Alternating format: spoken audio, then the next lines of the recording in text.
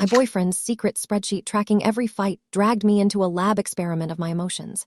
I had to escape to reclaim my life. I never thought a spreadsheet could shatter my world. I'm Emma Sinclair, 28, living in Portland, Oregon, and tonight I'm elbow deep in our shared Dropbox folder at 1:23 a.m., searching for old drafts of my blog posts. I should have been asleep hours ago, but insomnia and curiosity have me clicking through folder after folder until something stops me cold. A file named Arguments Log XLSX. My breath catches. Arguments log. I don't remember us ever talking about an arguments log. Ryan always joked he was a numbers guy, but this feels off. I hover over the icon, my fingertip trembling as I double-click. Rows and columns explode across the screen, each cell coldly organized. Date, topic, my rating of emotional intensity, his rating, winner, loser, notes. My heart hammers so loud I can almost hear it over the hum of the laptop's fan. April 12, 2025. Weekend plans, emotional intensity. Me 6, him 4, winner, him loser, me notes. Emma slammed door, stormed off. June 2, 2025. Career talk. Me 9, him 3, winner, me loser, him notes. Gave speech about aspirations. Tears burn behind my eyes as I scroll back further. December, November, August. Each disagreement I half forgot is immortalized in cold digital cells. I click on a highlighted row. March 18, family Thanksgiving visit, emotional intensity. Me 8, him 5, winner, him loser, me notes. Remarked that Emma was overly dramatic. A shard of memory slices through me. Me crying at the dinner table, my mother's eyes wide, Ryan calmly pointing out I overreacted. A bubble of shame and rage rises. I swipe to the right and discover a column I nearly missed. Humiliation score. His notes read bluntly. 2/10 embarrassment. User was quiet next day. And next to it, mood swing notes. Emma unresponsive until afternoon. My fingers tighten into fists on the sticky edge of the desk. My relationship distilled into data points and trend lines, analyzed like a science experiment. I close my eyes, flashbacks surfacing. The time he used my phone to show me a graph of our progress. The nights he pressed me to improve based on his charts. I remember smiling, trying to play along, thinking it was sweet he cared. But this is something else. I reopen the spreadsheet and scroll until my vision blurs. Each entry is a punch to the gut. The tension riding high at family dinners, the fights over dishes rated 3/10 irritation. The career debates scored 7/10, all recorded without my knowledge. My pulse races. I slam the laptop shut so hard it rattles the desk. My breath hitches, and I press my palms against my eyes, feeling like I've been turned inside out. He didn't just keep track of our fights. He cataloged my feelings like variables in an experiment. I was never Emma, only a data point. I lean back, chest tight, staring at the closed laptop as if it holds the answer to who I really am. And then I realize, tomorrow morning I'll have to face him. But right now, I'm not sure what I'll say, or if I can ever look at him the same way again. I woke up to the sting of sunlight slicing through our blinds, my heart still pounding from last night's discovery. At the breakfast bar, steam curled off Ryan's coffee mug like a peace offering. He looked up from his laptop with that easy smile I once loved, only today it felt like a lie. Morning, he said, voice gentle.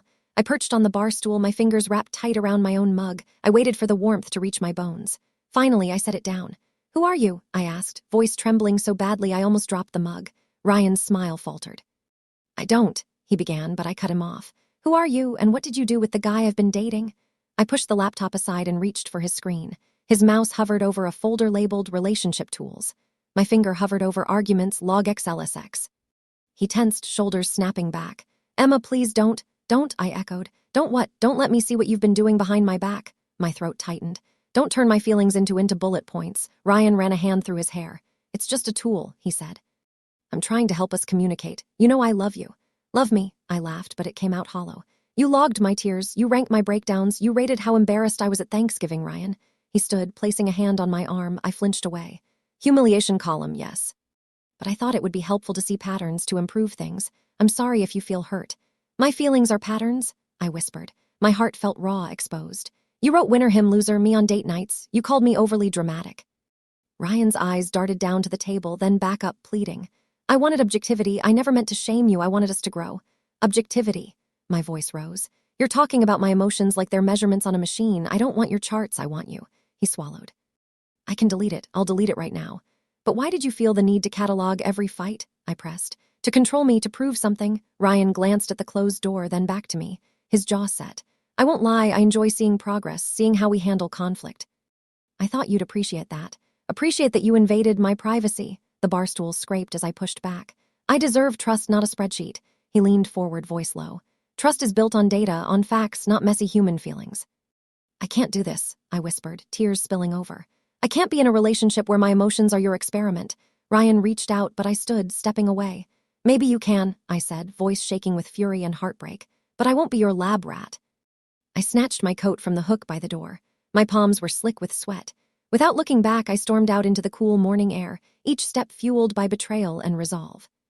As the front door clicked shut behind me, I knew one thing. I had to find out how deep this obsession went, and whether I was really the partner I thought I was. The glow of my laptop screen felt accusatory as I clicked Arguments log. XLSX again, determined to map the full extent of his data obsession. Rows spilled downward like an endless ledger of our conflicts, and I swallowed hard, squaring my shoulders. First, I filtered by location. My breath caught. Every row tagged family dinner clustered around holidays, Thanksgiving, Christmas Eve, each marked with a severity score between 7 and 9. I remembered my mother's mournful silence after I burst into tears in front of my grandparents. Ryan had logged it as 7. 5/10 severity, high emotional charge. Next, I sorted trip home entries. Portland to his hometown in Boise. 5 visits in 2 years, all flagged stress test. Notes read, Emma anxious about in-laws, rated 6/10. I pinched the bridge of my nose, the sting of betrayal sharp. He'd tracked my worry as if it were a metric to optimize. A hidden sheet tab caught my eye. Anxiety trends. My pulse thundered as I clicked. A column of dates ran alongside another of anxiety level scores, numbers from 1 to 10 graphed like a heartbeat monitor. March 3-8, April 15, 9. May 29, 7. He'd watched my anxiety spike before every performance review, every family gathering, every quiet night when I couldn't sleep. My fingers shook as I minimized the spreadsheet and opened my messages app. I scrolled back months, texts to my friend Sophie. I feel like I can't breathe. I'm worried they'll think I'm overreacting. He doesn't understand. Each one matched a high-conflict entry in Ryan's log. On March 3, I'd texted her at 2 a.m. I had a panic attack. In the sheet, 3/3/25 panic attack severity 8. A knot of rage and despair knotted in my chest. He wasn't just cataloging our fights. He was surveilling my most vulnerable moments. I clicked open my voice memos folder, where I'd recorded little pep talks to myself. You're stronger than this. You deserve respect. I played a snippet from April, my voice quivering after a nasty exchange about my job prospects. On the spreadsheet, 4/12/25 career doubts severity 7. Note, Emma asked for reassurance. I slapped the trackpad and the audio stopped. The realization was suffocating. Every tear, every tremor of doubt, every harsh word I'd swallowed had become a data point in his private archive. My head swam with images of him leaning over my shoulder, pointing at the screen, saying, "See, we can fix this with numbers." I stood, pacing the small circle of my bedroom, walls lined with photos of happier days, us laughing on a sunset hike, me beaming at graduation. Now each memory felt tainted by the knowledge that they'd been recorded, analyzed, dissected. My phone buzzed with a text from Sophie. "You okay? You missed brunch." My thumb hovered over the reply field. I typed, "I need your help. This goes deeper than I thought." I hit send and sat back on the bed, staring at the ceiling. The spreadsheet's secrets lay bare, but I had one more step. I had to share this with someone who'd believe me, someone who could help me stand up to this obsession. And as my phone lit up with Sophie's reply, "Tell me everything," I realized I was no longer alone in this fight. What I'd uncovered was only the beginning. I never expected my phone to feel so heavy in my hand. Sophie's reply blinked on the screen. "Meet me at my place in 10.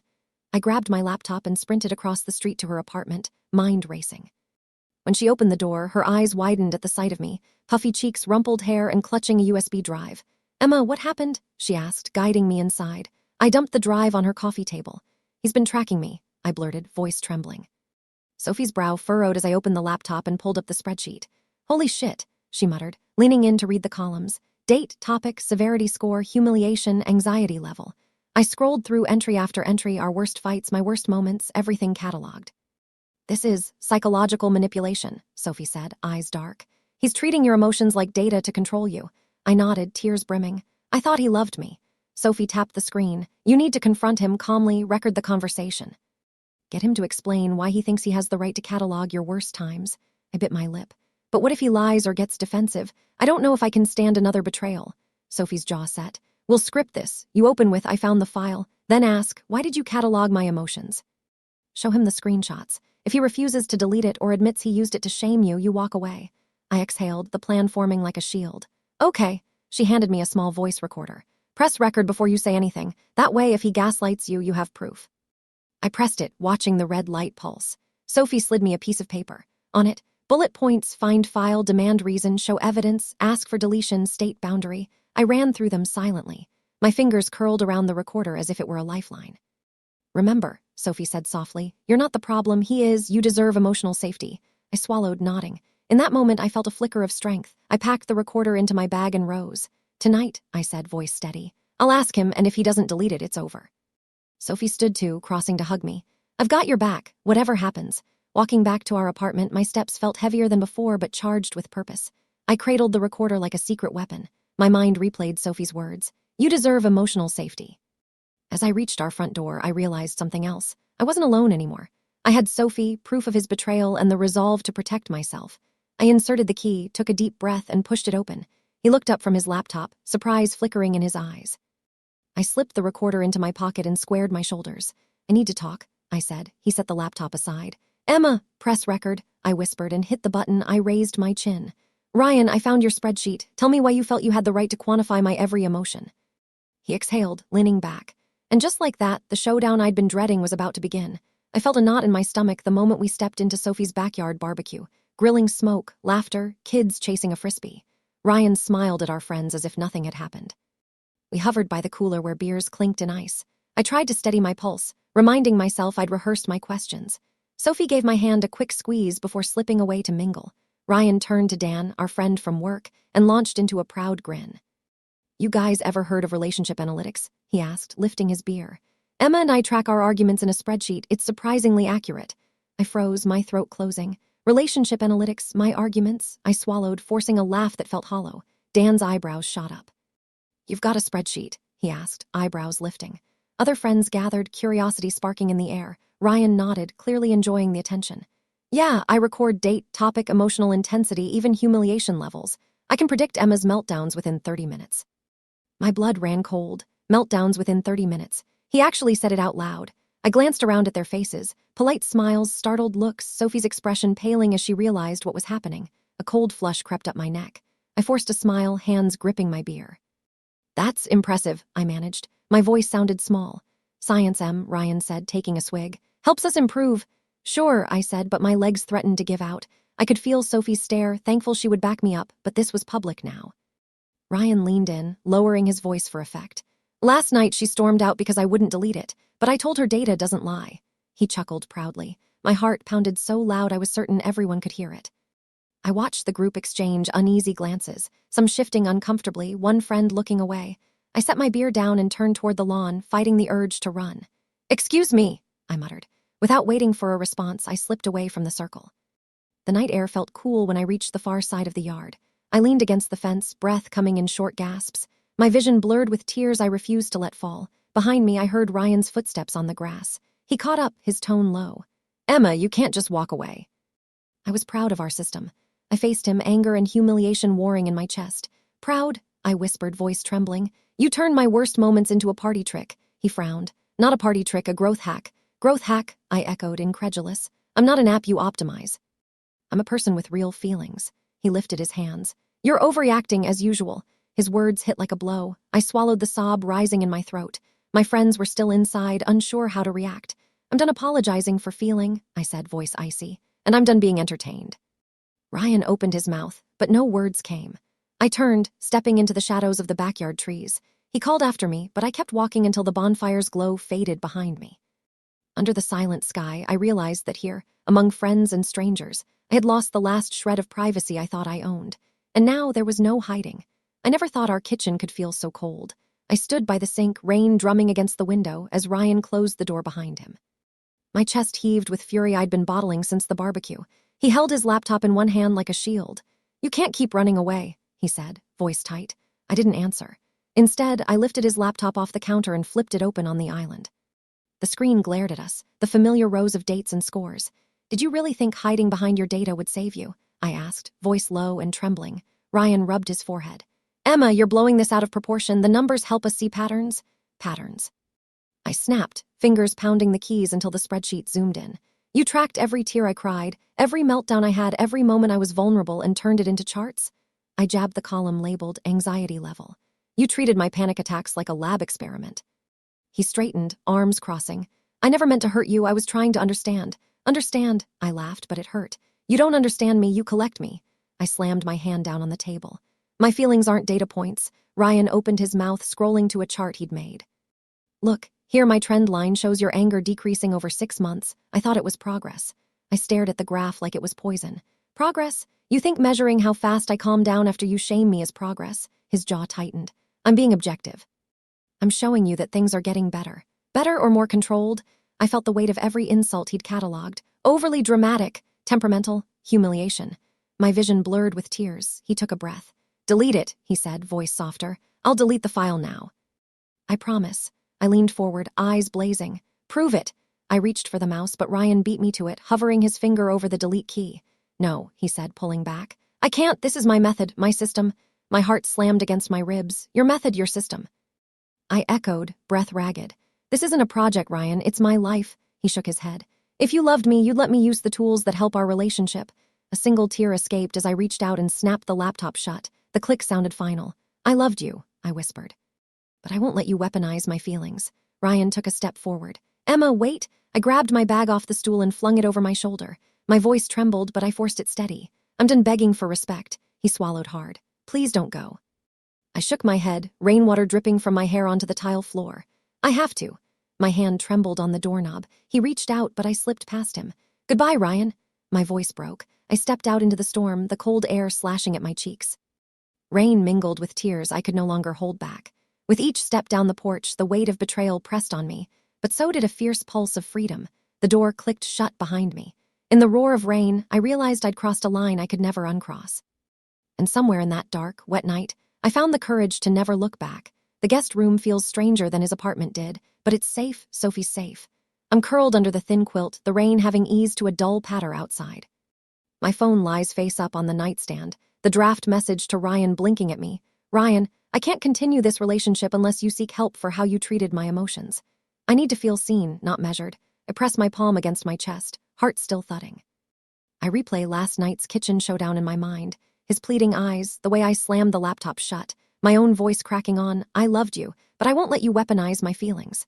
Sophie appears in the doorway, holding 2 mugs of tea. She's always been bigger than a friend, more like a sister. She sets one beside me. How are you? She asks, but she doesn't need an answer. She's been here since the moment I arrived, listening as I unpacked every memory the spreadsheet unearthed. I feel lost, I whisper, wrapping my fingers around the warm mug. Part of me wonders if I overreacted, if I'm too emotional. Sophie kneels beside the bed, eyes steady. Emma, tracking someone's pain is not love. Therapy isn't for you, it's for him. You deserve emotional safety. I nod, swallowing hard. I pull my notebook from my bag and flip to a blank page. The first words I write are shaky. Today I choose me. I jot down bullet points, anger at being quantified, sorrow at lost trust, hope for my own voice.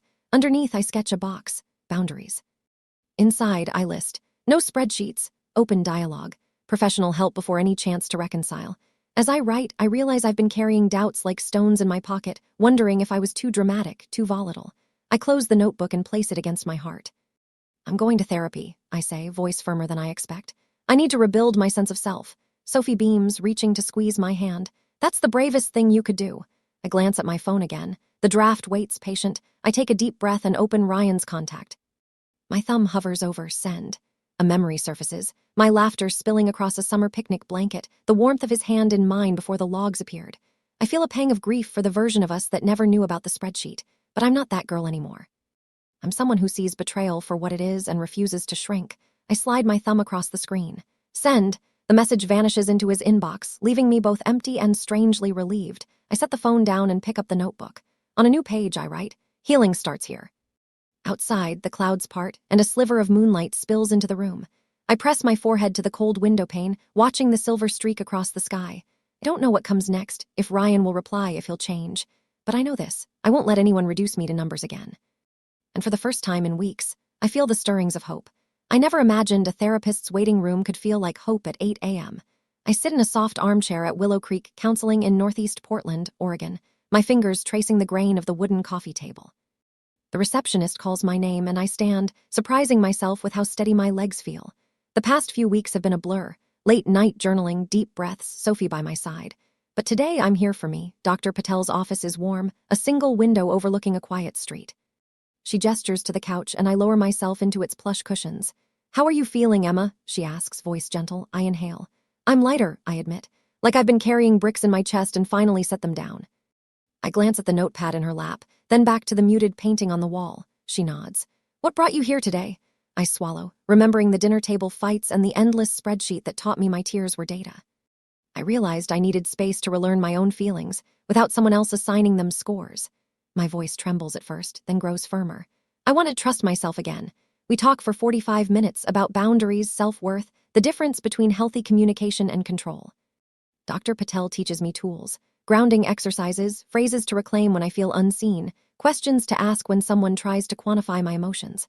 I practice them under my breath, feeling each word resonate. After the session, I walk out into a crisp spring morning. Birdsong threads through the air, and the cherry blossoms along the sidewalk drift petals at my feet. I breathe in the scent of renewal. At home, I open my laptop and navigate to r/true off my chest. My post is titled, I was reduced to data points. Here's how I reclaimed myself. I write, I found a spreadsheet tracking every fight, my tears, my panic attacks, coded as severity scores. I left the relationship, sought therapy, and learned that emotions aren't metrics. To anyone who's been measured instead of loved, you deserve more than numbers. I pause, fingers hovering over post. Comments already stream in. Thank you for sharing. This is my story too. I'm so sorry you went through that. You're not alone. Therapy changed my life in similar ways. Keep going. My heart flutters with something I haven't felt in months, connection. Solidarity. The raw support of strangers who understand. I close the laptop and step onto my balcony, where potted lavender sways in the breeze. I pull my journal from the small table beside the door and write a final line. Today, I choose authenticity over analytics. Beneath it, I draw a single circle and write inside. Emma unquantified. I lean against the railing, eyes closed, feeling the sun warm my face. The city moves around me, doors opening, coffee brewing, life unfolding in unmeasurable moments. No charts, no scores, just me fully present. And as the wind carries the cherry petals toward the street below, I realize that real growth can't be plotted on a graph. It's felt in every breath, every boundary honored, every word I reclaim. What I've lost to numbers, I've found in myself. And this is only the beginning.